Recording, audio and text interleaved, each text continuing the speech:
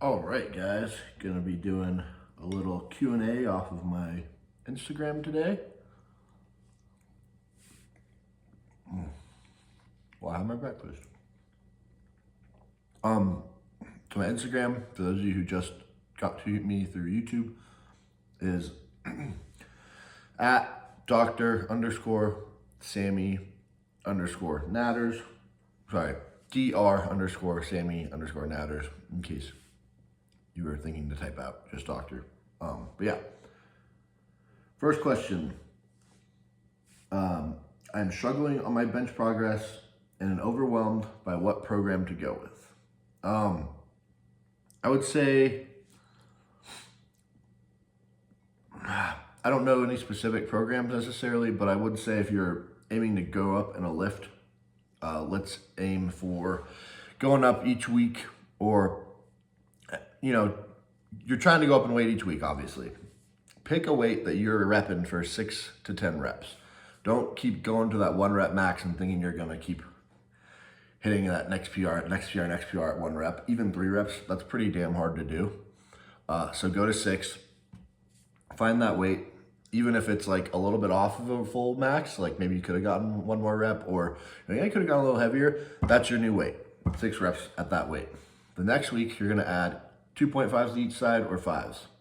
Sucks using the donuts, feel a little weird, but it works. So add the 2.5s or 5s, depending if your gym doesn't have 2.5s or you're feeling really good. Throw those on. Now you gotta hit that for 6. If you don't get it for 6, you're kind of stuck at that weight. That's what you're doing the next week. You're going for that for 6 again. If you hit it for 6, next week, same thing, 2.5s on each side.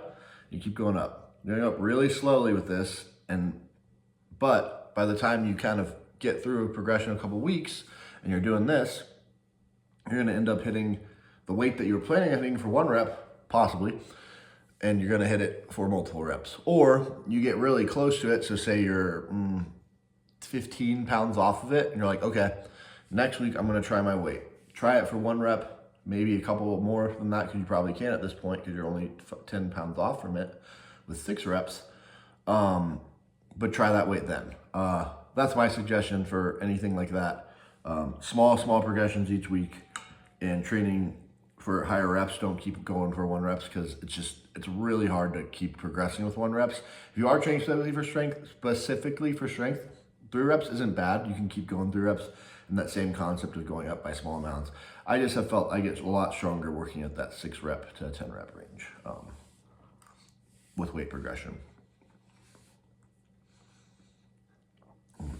Got my oat cake.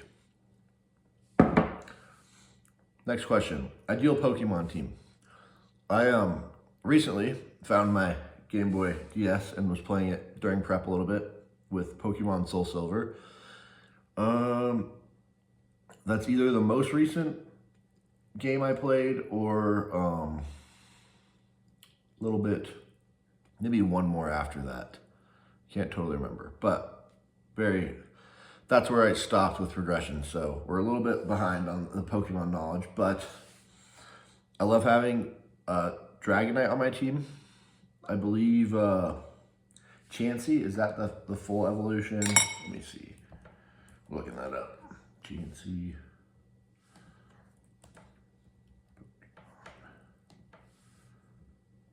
Yeah.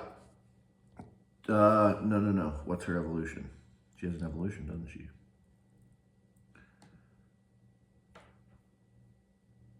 Blissey, because of the high HP. That's second. And then I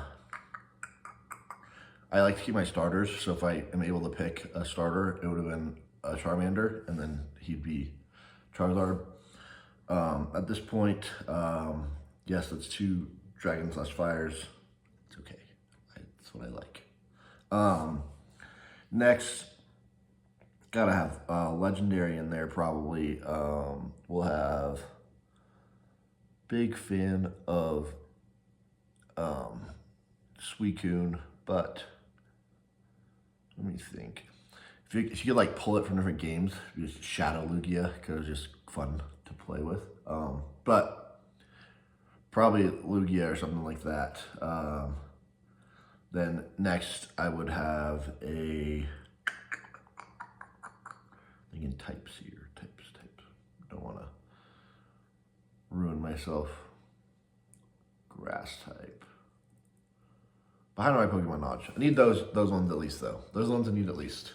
But I'll have to get back to you guys on that one. I'll have to think it through and come back with the ultimate Pokemon team. I can't decide between a lot of them. I would just make a team of legendaries, which I used to do, but I feel like it's actually some of them aren't really great to just have just full out on your team.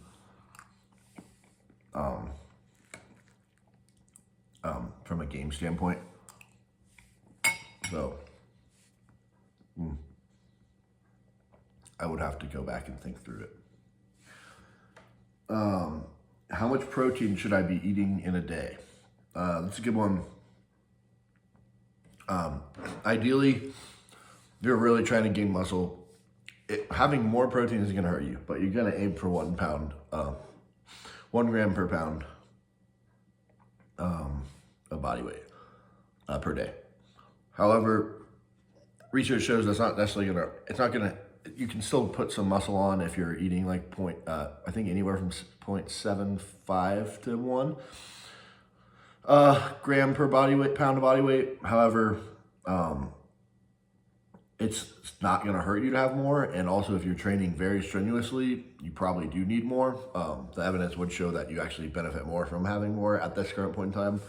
So we're up to, I think 1.6 per, I might be wrong. I'd have to look at the article for sure, but it might be 1.3, but still over 1 pound per body weight if you're training very strenuously, very hard, and pushing yourself as hard as you can to put on muscle. Best non-overpowered superpower. Ooh. Oh, man. Guys, get 24-inch arms. That'd be cool. Let me think about this one. Let's say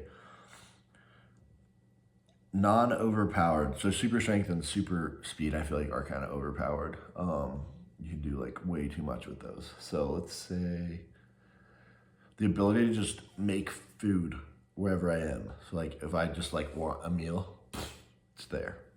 That's mine. It's a bodybuilder power. Pretty cool, I think.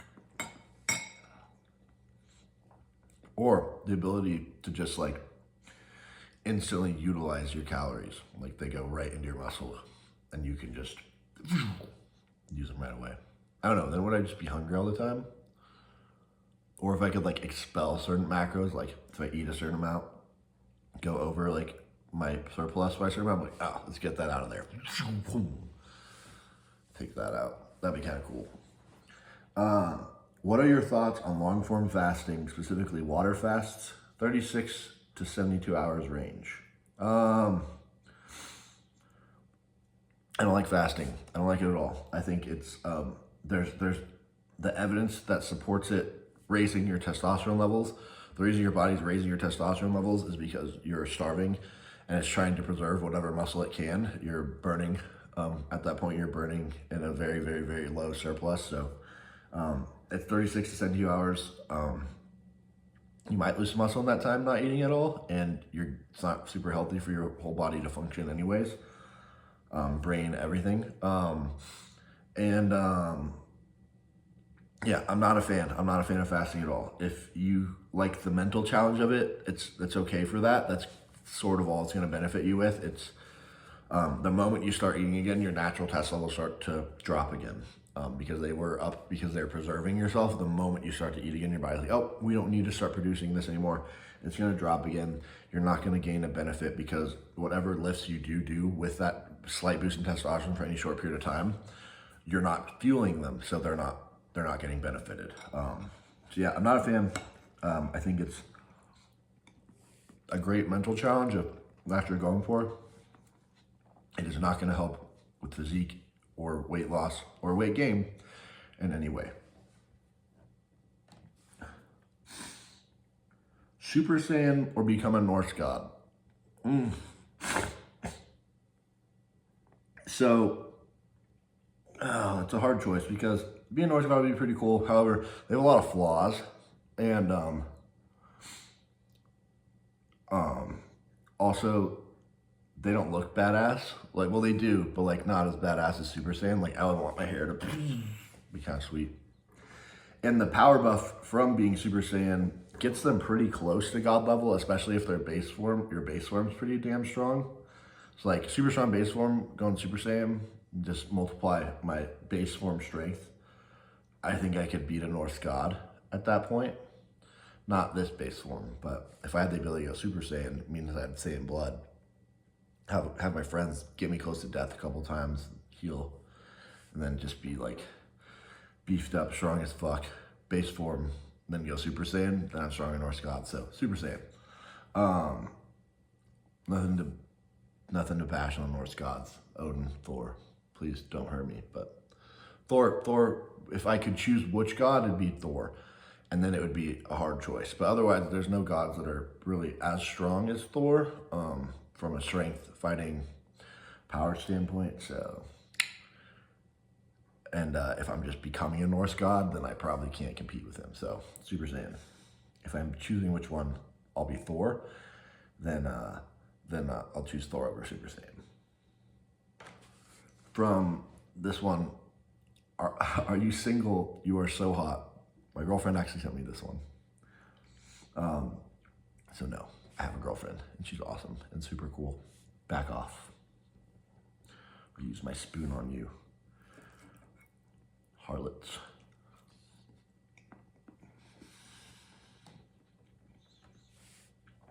Favorite anime and thoughts on Solo Leveling. Favorite anime will always be Full Metal Alchemist Brotherhood. I love that anime. The story is awesome. The characters are awesome. And it's not the longest one imaginable. I will watch the long ones. I'm currently caught up on One Piece. I'm actually behind on the manga. I was caught up on the manga until prep, and then I didn't do as much reading, so I have some reading to do, which is awesome. So I like the manga, it's really good. Caught up on Naruto, caught up on all those.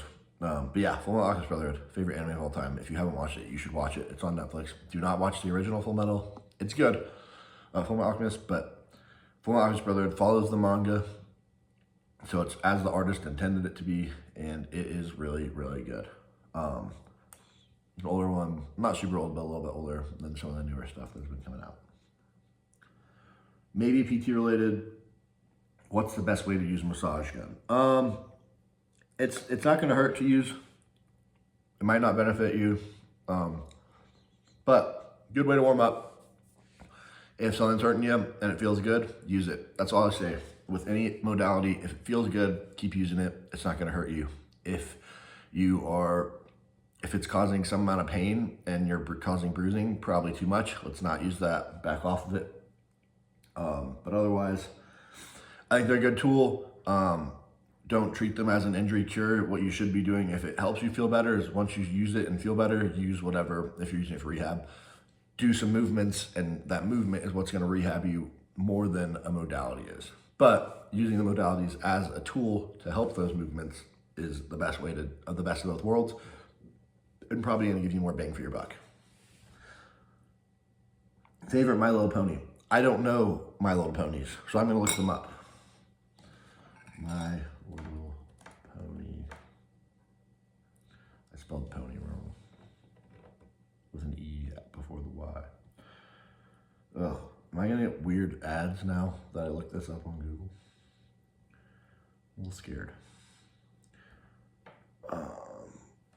I don't know. It's not coming up with names of them. I don't know. If there's like a light blue one that's like Carolina blue, go Tar Heels, then yeah, that's the one. I don't know. I don't know the answer to that one, but I think that like a light blue one, that'd be cool. Anyways, next one. Who is my favorite bodybuilder and why?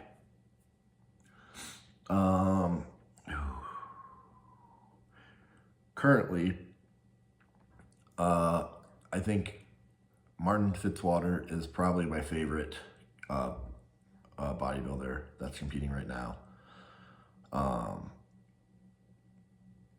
Yeah, so currently Martin, and then Keon, I guess like not from an open standpoint, 212. Keon is definitely up there as well because he's just that probably the best shape of any bodybuilder of all time, and I think he would do really well if he went to open and possibly win.